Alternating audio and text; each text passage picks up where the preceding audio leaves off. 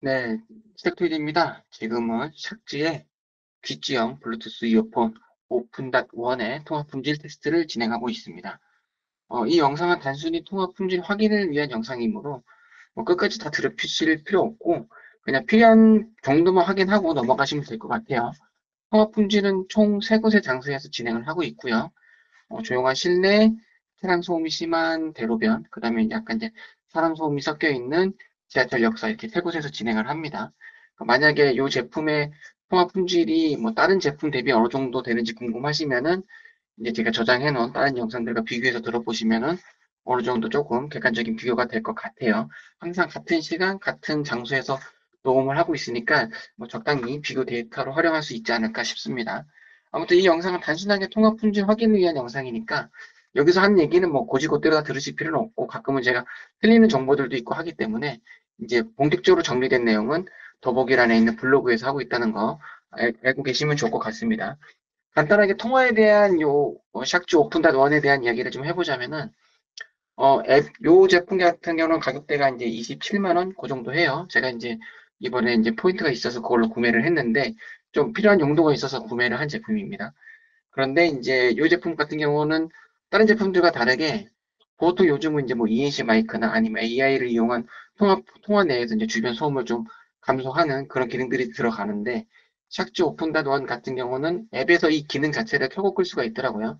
왜냐면 이 주변 소음을 감소하는 이제 통화 시 주변 소음을 감소하는 그런 기능들의 이제 가장 큰 문제가 뭐냐면은 주변 소음을 이제 그 분리하고 제거하는 과정에서 말하는 사람의 목소리도 약간 조금 변조가 된다던가 아니면 이제 좀 먹어 들어간다던가 하는 증상들이 생기는 경우가 있어요. 사실 그것도 되게 이제 초창기 제품들에 한해서 조금 심하고 요즘은 그런 경우가 좀 드물기는 한데 그래도 조금 영향을 먹는 제품들이 있거든요. 막 먹먹거린다던가 소리가 커졌다 작아졌다 한다던가 그런 증상들이 간혹 나타나기는 해요. 그래서 그런 게 오히려 좀 불편한 분들을 위해서 이제 그 기능을 켜고 끄는 그런 옵션이 있다라는 거. 근데 이제 대부분은 켜고 쓰실 거니까 저는 이제 그 AI를 이용한 주변 소음 감소 기능을 켜놓고 지금 사용을 하고 있습니다.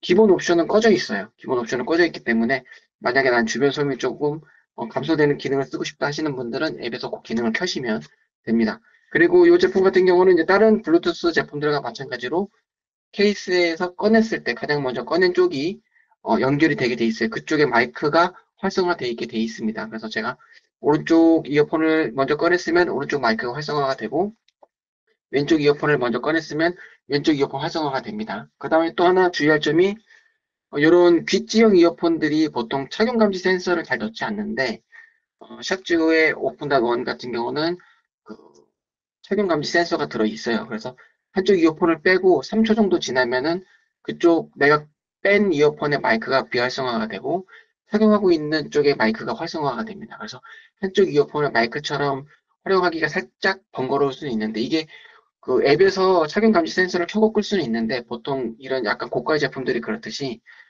통화에 한해서는 그 옵션이랑 상관없이 강제적으로 이 사용 감지 센서가 작동을 합니다. 그렇기 때문에 만약에 내가 샥즈 오픈.1을 마이크처럼 한쪽 이어폰을 빼서 쓰고 싶을 때는 한쪽 이어폰을 빼서 그 사용 감지 센서가 뒤쪽에 이제 배터리팩 앞쪽에 샥즈 로고가 적혀 있는 그 부분에 그 감지 센서가 있어요. 그래서 그 부분을 손으로 살짝 쥐어주면 저 같은 경우는 빼서 손가락 위에다 살짝 얹어놓으면 그 부분이 딱 쥐어지거든요. 그렇게 해서 사용을 하면 통화가 가능해요. 근데 만약에 양쪽 귀에 꽂고 통화했을 때 충분한 통화 품질이 나오면은 굳이 그렇게 해서 쓸 필요가 없는데 만약에 내가 좀 굉장히 시끄러운 장소에서 써야 되는데 좀 통화 확보가 좀 어렵다 할 때는 그런 식으로 쓸 수 있다라는 점 참고하시라고 말씀드립니다. 그러면 지금 제가 양쪽 귀에 꽂고 통화를 하고 있는데 한쪽 이어폰을 빼서 한번 통화를 해보도록 하겠습니다.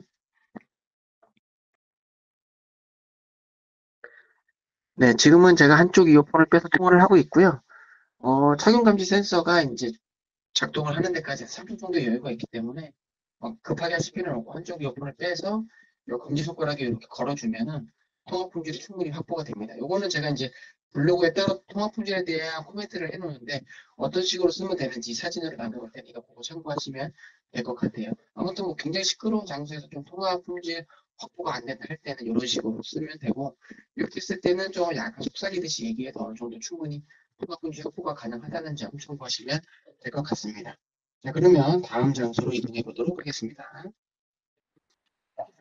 네, 지금은 차량 소음이 심한 대로변에 나와 있습니다. 여기는 7호선 강남구청역 앞 사거리고요.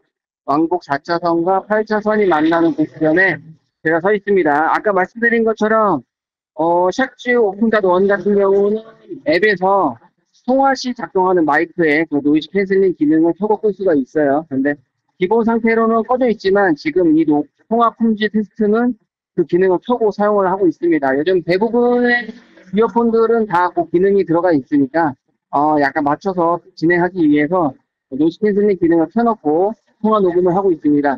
여기는 지금 제가 차량이 계속 지나가는 교차점에 서 있기 때문에 차량 신호랑 상관없이 제 앞으로 계속 차량이 지나다니면서 소음이 발생하는 그런 지점에 서 있습니다. 아마 그 기능이 이제 노이즈 캔슬링 기능이 제대로 작동하고 있다고 하면은 지금 차량 소음이 거의 안 들리거나 이제 아예 안 들리는 제품들도 거의 간혹 있었는데 사실 이게 27만 원 정도 하니까 제가 구매했을 때 한 27만 원 몇천 원 정도 했었거든요.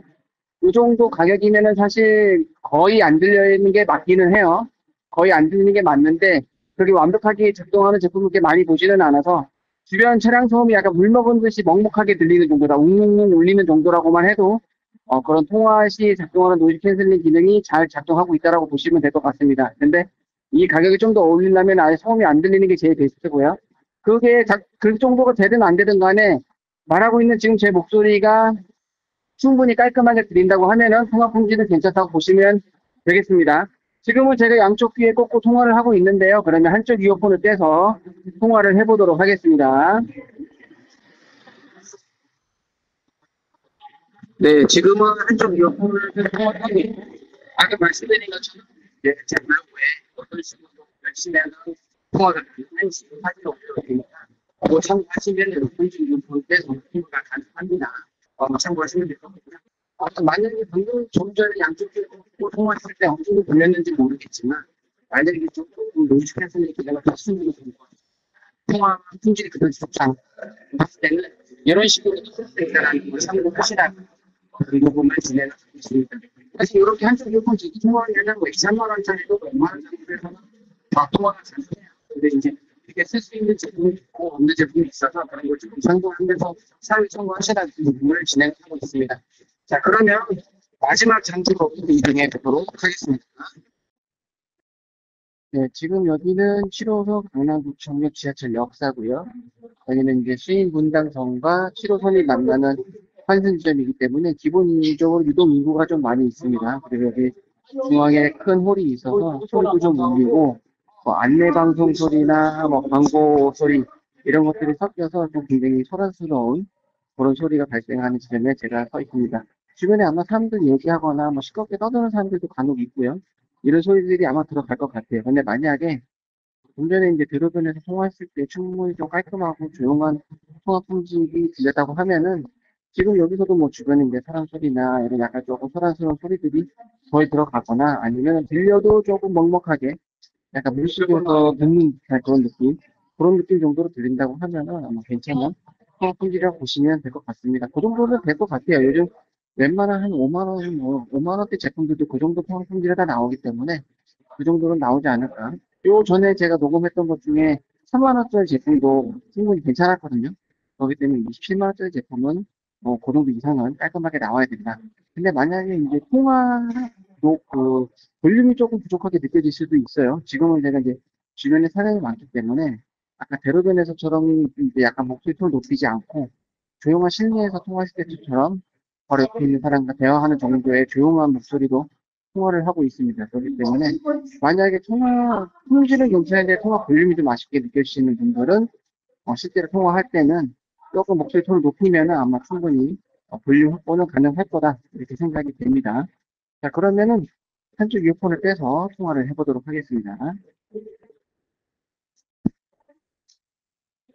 네, 지금은 한쪽 이어폰을 빼서 이 제품 아까 제가 말씀을 드렸는데 통화용 마이크 세팅하는 그 뒤쪽으로 근데 그 상단에 뚫려 있어요. 보시면 조그만 구멍이 있는데 그쪽으로 통화를 하세요. 더 깔끔하게 통화. 기본 촬영 상태에서는 아무래도 많이 들어서 그쪽으로 가 있으니까 통화를 좀 확보하기가 좀 불리한 그렇게 돼 있기는 해요. 근데 실제로 귀지형 제품들이 이제 비교를 나쁘는 거의 어쩔 수 없이 이런 기술을 나쁘는 있습니다.